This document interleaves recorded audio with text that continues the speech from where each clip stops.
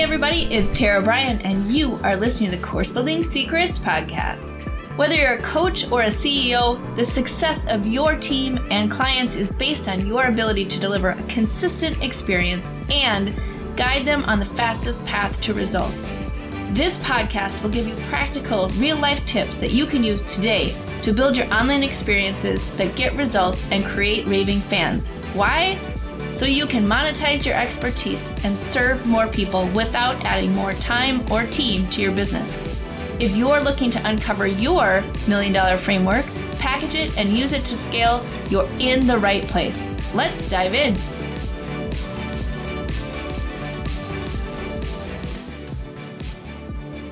Hey everybody, welcome to Course Building Secrets. I am here today with Mary Scott, and she is going to talk about giving some advice and tips on getting started in your business and what that looks like. So welcome, Mary. Would love to hear just a little bit about your background and give us a little bit of some tips and tricks for how to get started. Okay, thank you so much, Tara. I'm really happy to be here. I'm Mary Scott. I'm originally from New York. I was a videographer. I did business-to-business videos, companies all over New York City Metro.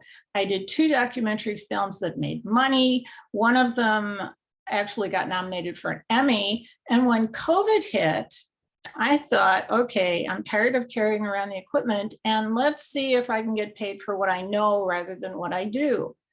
Having had all that experience, my connections and my resources are the likes of which most people can't imagine. So, and I've always given businesses connections and advice so that they would look good on camera and be able to get more business rather than just having me videotape something that I showed up.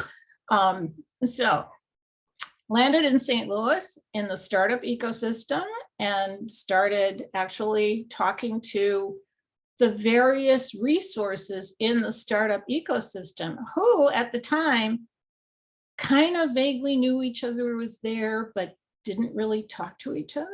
Well, I'm a fan of one-stop shopping. I remember how hard it was as a startup to actually find what I needed, much less get off the ground faster. So I collected all the links to as much of the business of the startup ecosystem as I could. I put it into stlstartupecosystem.org, one-stop shopping. So startups can find what they need here, and all the resources can know who each other is. Because if you're not in the same book, well, if you're not on the same page, you are in the same book. Yeah.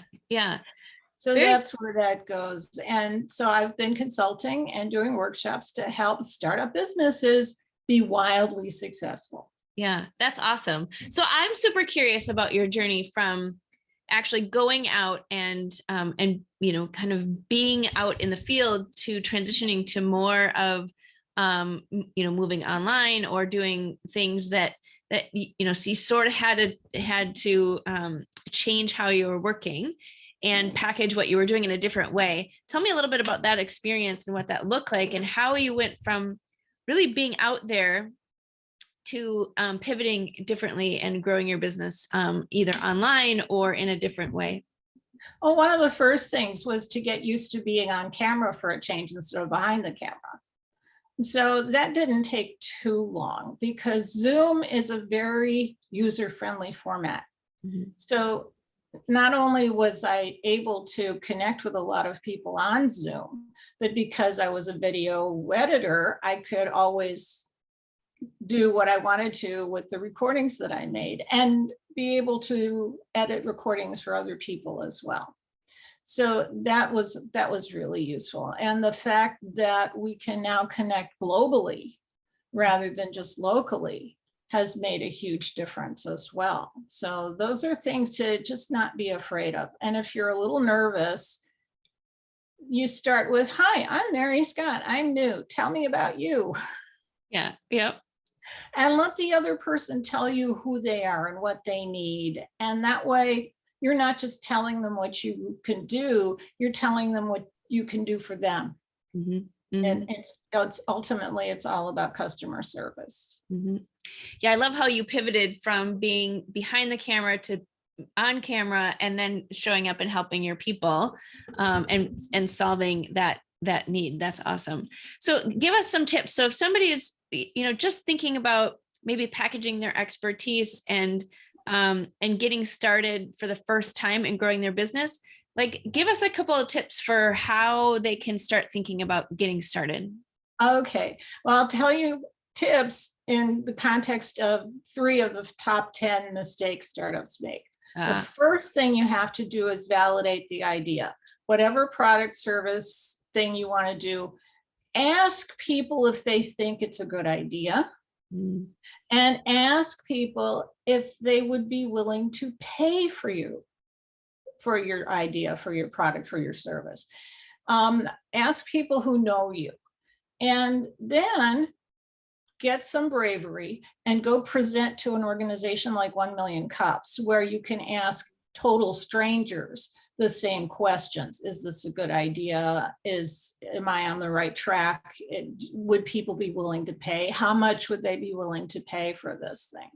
The second part is to really know your market. What problem does this solve? And know really specifically what problem, verify that that is an actual problem and that this solves that problem. Now, this may also solve other problems. So that's a nice place to do some brainstorming. And once you have validated your idea and you have a really good idea of what the market is, make a business plan. Every community has something called the Small Business Development Centers. They're usually located on university campuses. It's the SBDC.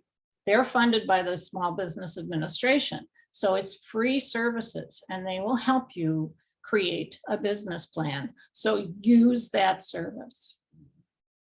Yeah, that's awesome. That's great advice. Everybody do that before you go out and start selling your thing, because most of the time, right? And Mary, I'm sure you've dealt with this before in helping people, is they go out and try or they spend all this time building the thing before they've even asked if it's actually something that people would pay for, or if it's something that solves a specific problem.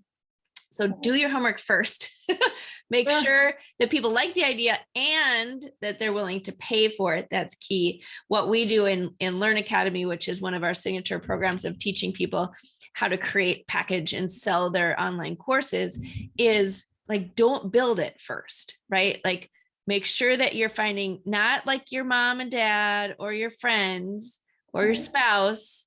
Don't ask them if they like it. Ask somebody who needs it, and then see if they're going to pull out their credit card. If they don't, then you've got to keep honing in on what your idea is. So I love that, because I think that the misnomer is that you can go and throw it out there and get started. So I love that advice. And do a Google search. Make sure that nobody else has this already.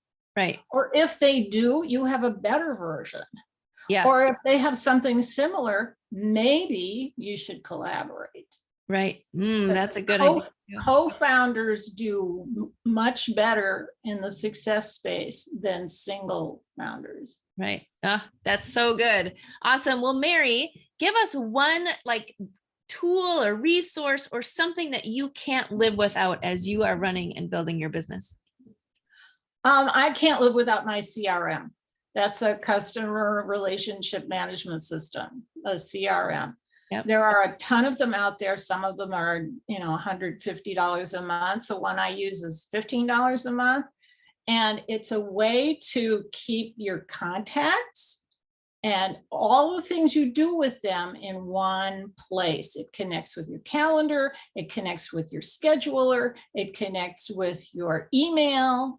It connects with your contacts, your phone, text messages, so that all the notes about whomever you talk to are in one spot with them. Yeah, so smart. Which one do you use, Mary? I use Less Annoying CRM. That's what it's called? That's what it's called. Oh, I love that. It was surprising to me because they're actually a startup in St. Louis. They're only about 10 or 12 years old now. And I was one of their early adopters. So I love these guys. The best thing about Less Annoying CRM, apart from the fact that it's reasonably priced, is that you can get a hold of tech support practically within an hour. Oh, If you that's send key. them an email, you will get an email back really quickly. If you need to get somebody on the phone, you will get somebody on the phone pretty quickly, like within a day or two. They'll be on the phone with you and they can talk you through stuff. They're amazing. They're so customer service oriented. It's wonderful. Oh, that's awesome. I love the name. I mean, So I will I'm be like happy to. such a sucker for any really good name. And so I'll have to go check them out, but go check them out. Mary recommends them. See her CRM. It's fabulous. All right, Mary. And I'm happy to share links to the CRM and I have a downloadable for free that's called Set Up Your Business Legally in 10 Easy Steps. Perfect. That's what I was going to ask, is how can our listeners get a hold of you? So that's great. We'll put those in the show notes and make sure that you're able to get that information from Mary. Awesome. Thank you so much, Mary, for joining us today. It was great to have you as a guest on the show. Hey, everybody. Are you a business owner ready to streamline and scale your business? Imagine solving the biggest business challenges with clarity, a strategy, and a clear plan. Hey, I'm Bryan, and I want to invite you to take the first step towards transforming your business with a free 30-minute discovery call. This call is an opportunity to discuss your goals, identify key challenges, and learn how my mentorship program can help you achieve the success you're aiming for. In just a half hour, we'll explore how you can scale your business by enhancing your authority strategy, engagement strategy, and retention strategy. You'll get personalized advice and a clear path forward. Ready to take the first step? Click on the link below that's in the show notes to book your free discovery call now. I hope to talk to you soon.